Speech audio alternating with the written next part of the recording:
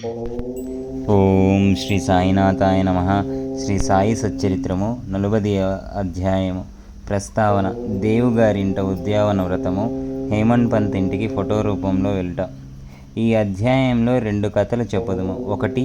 దహనిలో BV దేవి గారింటికి వారి తల్లి ఆచరించిన ఉద్యాపన వ్రతమును బాబా వెళ్ళుట. 2. బాంద్రాలోని హేమంత్ పంత్ ఇంటికి హోలీ పండుగ నాడు భోజనమునకు పోవుట. ప్రస్తావన. శ్రీ సాయి సమర్థుడు, పావనమూర్తి. తన భక్తుల కిహపర విషయములందు తగిన సలహాలనిచ్చి జీవిత పరమావధిని పొందునట్లు చేసి వారిని సంతోషపెట్టును. సాయి తన హస్తమును భక్తుల తలపై పెట్టి తన శక్తులను వారిలోనికి పంపించి భేదభావం నశింపజేసి అప్రాప్యమును ప్రాప్తింపజేయును. వారు తమ భక్తుల ఎదుట భేదం లేకుండా తమకు నమస్కరించిన వారిని ఆదరంతో అక్కున చేర్చుకొనిడివారు. వర్షాకాలంలో నదులు కలిగి సముద్రం వలె బాబా భక్తులతో కలిసి తమ శక్తిని, స్థాయిని శిష్యులకిచ్చును. దీనిని బట్టి ఎవరైతే భగవత్కుల లీలను పాడెదరో వారు భగవంతుని లీలలను పాడిన వారి కంటే గాని అంతకంటే ఎక్కువ గాని దేవుని పాత్రల కదురని తెలియవలెను. ఇక ఈ అధ్యాయంలోని కథల వైపు మరలుదును. దేవుగారింట ఉద్యాపన వ్రతము. దహనులో బీవీ దేవుగారు మామాలతదారుగా నుండెను. వారి తల్లి 25-30 నోములు నోచెను. వాని ఉద్యాపన చేయవలసి ఉండెను. ఈ కార్యంలో 100-200 మంది బ్రాహ్మణులకు భోజనం పెట్టవలసి ఉండెను. ఈ శుభకార్యమునకు ముహూర్తము నిశ్చయమయ్యెను. దేవుగారు బాపు సాహెబ్ జోగ్ గారికి ఒక లేఖ రాసెను. అందులో బాబా ఈ శుభకార్యమునకు దయచేసి వలయునని, వారు రాకున్నచో అసంతృప్తికరముగా నుండనని రాసెను. జోగు ఈ ఉత్తరం చదివి బాబాకు వినిపించెను. మనఃపూర్వకమున విజ్ఞాపనను విని బాబా ఇట్లనెను: నన్నే గుర్తుంచుకుని వారిని నేను మరువను. నాకు బండి కానీ, టాంగా కానీ, రైలు కానీ, విమానం కానీ అవసరం లేదు. నన్ను ప్రేమతో పిలుచువారి యొద్దకు నేను పరిగెత్తుపోయి ప్రత్యక్షమయ్యేదను. అతనికి సంతోషమైన జవాబు వ్రాయము. నీవు, నేను, ఇంకొకరు సంతర్పణకు వచ్చేదమని వ్రాయము. జోగ్బా చెప్పినది దేవుకు రాసెను. దేవుగారెంతో సంతోషించారు. కానీ బాబా రహతా రుయి నీమ్గం దాటి ప్రత్యక్షంగా ఎక్కడికి పోరని ఆయనకి తెలియను.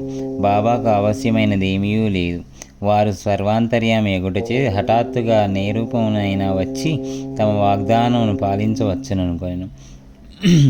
ఉద్యాపనకు కొద్ది రోజుల ముందుగా బెంగాలీ దుస్తులను ధరించిన సన్యాసి ఒకడు గోసంరక్షణకై సేవ చేయుచు దహన స్టేషన్ మాస్టర్ వద్దకు చందాలు వసూలు చేయు మిషతో వచ్చెను. స్టేషన్ మాస్టర్ సన్యాసిని ఊరిలోనికి పోయి మామలతాదారుని కలుసుకొని వారి సహాయంతో చందాలు వసూలు చేయమనెను. అంతలో మామలతాదారే అచ్చటికి వచ్చెను. స్టేషన్ మాస్టర్ సన్యాసిని దేవు గారికి పరిచయం వచ్చెను. ఇద్దరు ప్లాట్ఫామ్ మీద కూర్చుండి మాట్లాడిరి. దేవు ఊరిలోనేదో మరొక చందా పట్టి రావు సాహెబు నరోత్తమ శెట్టి నడుపుచుండటచే ఇంకొకడు ఇప్పుడే తయారు చేయట బాగుండదని చెప్పి 2 లేదా 4 మాసముల పిమ్మట రమ్మనెను. ఈ మాటలు విని సన్యాసి చెట్టు నుండి పోయాను. 1 నెల పిమ్మట ఆ సన్యాసి ఒక టాంగాలో వచ్చి 10 గంటలకు దేవుగారి ఇంటి ముందర ఆగాను. చందాల కొరకు వచ్చినేమో అని దేవు అనుకునేను. ఉద్యాపనకు కావలసిన పనులలో దేవుగారు నిమగ్నులైన చేత తాను చందాల కొరకు రాలేదనియు భోజనమునకై వచ్చి తినని సన్యాసి చెప్పాను. అందుకు దేవు, మంచిది, చాలా మంచిది, మీకు స్వాగతం, ఈ గృహం మీదే అనెను. అప్పుడు సన్యాసి, 2 కుర్రవాళ్ళు నాతో ఉన్నారు అనెను. దేవు, మంచిది, వారిని కూడా రమ్మనండి అనెను. ఇంకా 2 గంటల కాలపరిమితి ఉంటచే వారి కొరకు ఎంచటికి పంపాలని అడిగాను.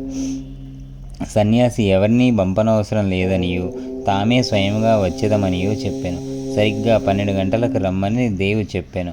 సరిగ్గా 12 గంటలకు ముగ్గురు వచ్చి సంతర్పణలో భోజనం చేసిన పిమ్మట వెళ్ళిపోయారు.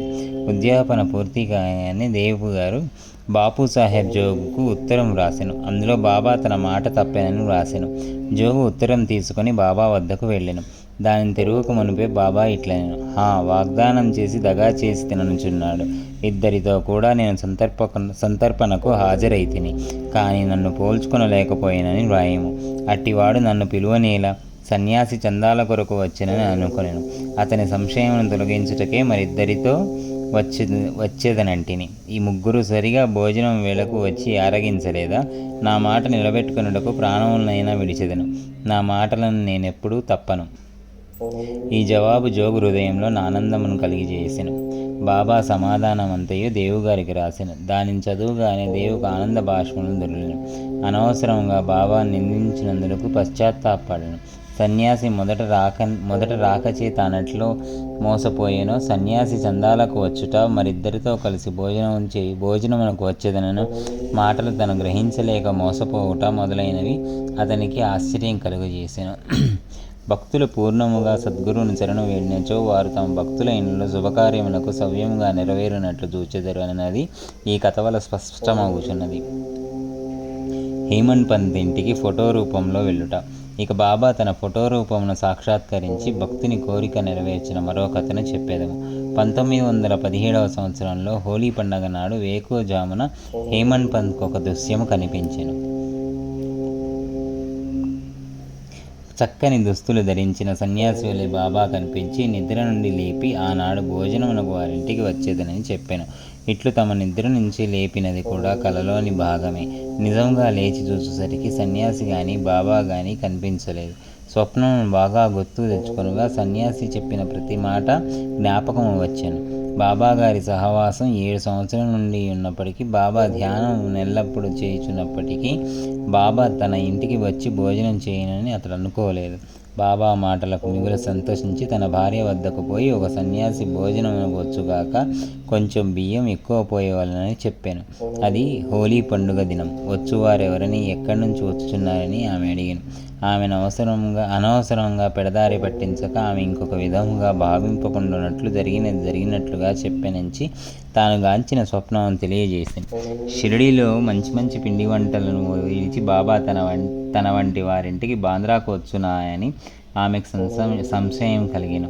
అందులోకి హేమంత్ పంత్ బాబా స్వయంగా రాకపోవచ్చు, కానీ ఎవరినైనా పంపవచ్చును కనుక కొంచెం బియ్యం ఎక్కువ పోసినచో నష్టం లేదని మధ్యాహ్నం భోజనమునకై ప్రయత్నములన్నీ చేసిరి. మిట్ట మధ్యాహ్నానికి సర్వం సిద్ధమయ్యాను. హోలీ పూజ ముగిసెను. విస్తళ్ళు వేసిరి, ముగ్గులు పెట్టిరి, భోజనమునకు 2 పంక్తులు తీర్చిరి. రెండింటి మధ్య ఒక పీట బాబా కొరక మర్చిరి. గృహంలోని వారందరూ, కొడుకులు, మనవలు, కుమార్తెలు, అల్లుండ్రు మొదలగు వారందరూ వచ్చి వారి స్థలమును అలంకరించిరి. వండిన పదార్థములు వడ్డించిరి. అందరూ అతిథి కొరకు కనిపెట్టుకొని ఉండిరి. 12 గంటలు దాటినప్పటికీ ఎవరూ రాలేదు. తలుపు వేసి గొండ్లం పెట్టిరి. అన్నశుద్ధిమయ్యేను అనగా నెయ్యి వడ్డించిరి. భోజనం ప్రారంభించుటకి ఇది ఒక గుర్తు. అగ్నిహోత్రునకు శ్రీకృష్ణునకు నైవేద్యం సమర్పించిరి. అందరూ భోజనం ప్రారంభింపబోచుండగా మేడమెట్లపై చప్పుడు వినిపించెను. హేమంత్ పంత్ వెంటనే పోయి తలుపు తీయగా 2 మనుష్యులు అచ్చట నుండిరి. ఒకరు అలీ ముహమ్మద్, వేరొకరు మౌలానా ఇస్ము ముజాఫర్. ఆ ఇరువురు వడ్డనమంతయు పూర్తి అయి అందరూ భోజనం చేయుటకు సిద్ధంగా ఉండటం గమనించి హేమంత్ పంత్ను క్షమించమని కోరి ఇట్లు చెప్పిరి. భోజన స్థలం విడిచిపెట్టి మా వద్దకు పరిగెత్తుకుని వచ్చితివి. తక్కిన వారు నీ కొరకు చూస్తున్నారు. కావున ఇదిగో నీ వస్తువును నీవు తీసుకును. ఆ తరువాత తీరుబడిగా వృత్తాంతమంతయు తెలిపెదము. అట్లనుచు తమ చంకలో ఉన్న ఒక పాత వార్తాపత్రికలో కట్టిన పటమును విప్పి టేబుల్ పైన పెట్టిరి. హేమంత్ పంత్ కాగితం విప్పి చూసేసరికి అందులో పెద్దదియగు చక్కని సాయిబాబా పటం ఉండెను. అతడు మిగులు ఆశ్చర్యపడెను. అతని మనస్సు కరిగెను. కండ్ల నుండి నీరు కారెను. శరీరం గగురుపాటు చెందెను. అతడు వంగి పటంలో ఉన్న బాబా పాదములకు నమస్కరించెను. బాబా ఈ విధంగా తన లీలీల చేసి ఆశీర్వదించినని అనుకొనెను. గొప్ప ఆసక్తితో నీకు ఆ పటం ఎట్లు వచ్చినని అలీ మహమ్మద్ని అడిగాను. అతడు ఆ పటం ఒక ఎండగుడిలో కొంటిననియు దానికి సంబంధించిన వివరములన్నీ తరువాత తెలియజేసేదనెను. తక్కిన వారు భోజనమును కనిపెట్టుకొని నుటచే త్వరగా పొమ్మని అనెను. హేమంత్ పంత్ వారికి అభినందనలు తెలిపి భోజనశాలలోకి పోయిను.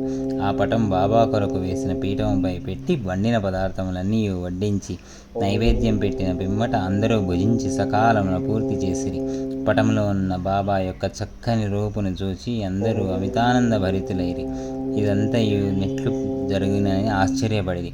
ఈ విధముగా బాబా హేమంత్ పంత్ స్వప్నంలో చెప్పిన మాటలను నెరవేర్చి తన వాగ్దానమును పాలించుకొనెను. ఈ ఫోటో వివరములు అనగా అలీ మహమ్మద్ ఎట్లు దొరికెను, అతడు ఎందుకు తెచ్చెను, దానిని హేమంత్ పంత్ ఎందుకు ఇచ్చెను అనునవి వచ్చే అధ్యాయంలో చెప్పుకుందాం. 40వ అధ్యాయం సంపూర్ణం. జై బోలో సద్గురు సాయినాథ్ మహారాజ్ కీ జై. శ్రీ సద్గురు శ్రీ సాయినాథార్పణమస్తు. శుభం భవతు.